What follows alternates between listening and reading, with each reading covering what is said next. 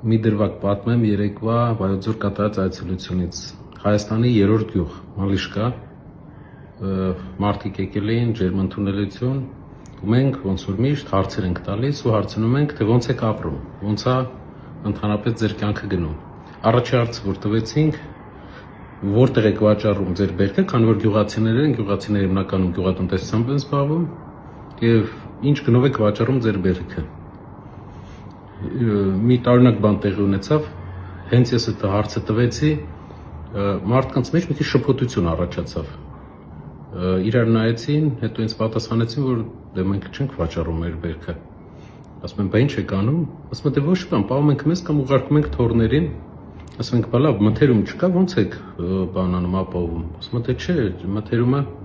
կամ շատ էժան գնով է, կամ ընդհանրապես չկա, չեն գալիս տեղից տանեն, կամ էժան գնով ենք անում։ Ասում եմ, լավ, բա գյուղը ինչով է զբաղվում։ Ասում եմ, դե Ռուսաստանից փող են ուղարկում, ապրում ենք։ Ասում եմ, աշխատատեղ գյուղում ընդհանրապես էս պահին կա։ Ասում եմ, առաջ կար, մի քանի տարի առաջ, ու չկա հիմա։ Ասում ենք, լավ, Հայաստանի երրորդ գյուղ մեծությամբ։ Առանց աշխատատեղ ոնց, ասում եմ, դե երեխաները Ռուսաստան են, խոպանից գումար ուղարկում են, ապրում ենք։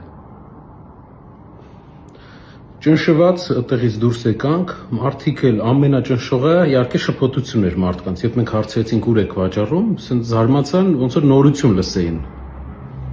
Գնացինք մյուս գյուղերը տարածաշրջանի։ Ամեն նույն պատկերը։ Վայոց ձորը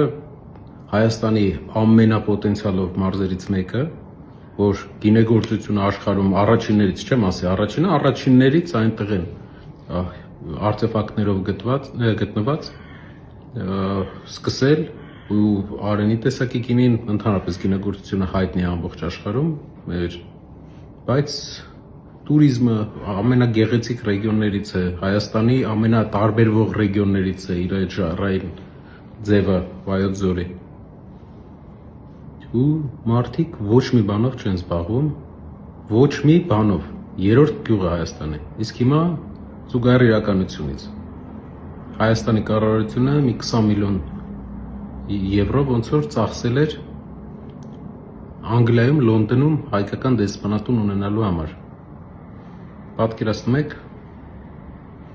Հայաստանի երրորդ գյուղում ոչ մի բան չկա անելու, ոչ մի բան չկար անելու այնտեղ։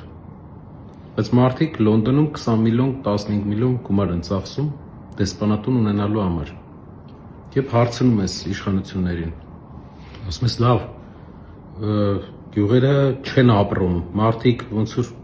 չկա բնական տնտեսություն չկա, այդ մարդիկ տունը գումար չեն տալում,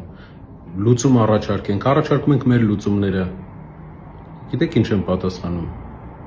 Ոչ մի բան։ Պատասխանում են Սերժ Սարգսյան, Ռոբերտ Քոչարյան։ Ասում ես այգու ցավը տանեմ, հասկացանք Սերժ Սարգսյան, Ռոբերտ Քոչարյան։ Հիմա դուք եք, համարյա ամեն մեկի չափ դուք եք կառավարում։ Այս գյուղերում ապրոստ չկա, ինչ եք անում դրա համար։ Սերժ Սարգսյան, Ռոբերտ Քոչարյան։ Քաղաքներում գործ չկա, Սերժ Սարգսյան, Ռոբերտ Քոչարյան, նախկինները բան։ Դու նույն չափ կառավարել ես, ինչ որ իրանք են կառավարել։ Դու ես հիմա կառավարում։ Լավ, քայլ կա անելու, թե երկու անուն ես ամբողջ կյանքդ տալիս։ Ինչքան ինձ հիշում եմ, Սերժ Սարգսյան, Ռոբերտ Քոչարյան։ Հասկացանք, առաջարկներ արեք, մարդկանց կյանքը սիրուն ասֆալտով էլ մտանք այդ գյուղ։ Լավ ասֆալտ էր, մտանք գյուղ, մարդիկ ոչ մի բան չէին անում։ 8 տարի էլ կառավարում է այս իշխանությունը, արդեն համերը։ Հետ գալուց էլ չնայած մարդիկ էին շատ էին եկել ու մեզ աջակցողներ ուրախացել էինք, որ դրական էմոցիա ենք ստանում, բայց հիշում եմ հետ գալուց ավտոբուսի մեջ sense լռություն էր ու մարդիկ մռայլություն էր շատ մեր բանը, որ այն ինչ տեսանք մի քիչ հուսահատություն էր մտցրել մեր մեջ, ավելի լավ էինք պատկերացնում։ Ու ավտոբուսի մեջ մեկը կարդաց, որ եւս մի հոգեվորական է իշխանությունը ձերբակալել։ Երկու տարբեր պիեսներ են, երկու տարբեր իրականություն։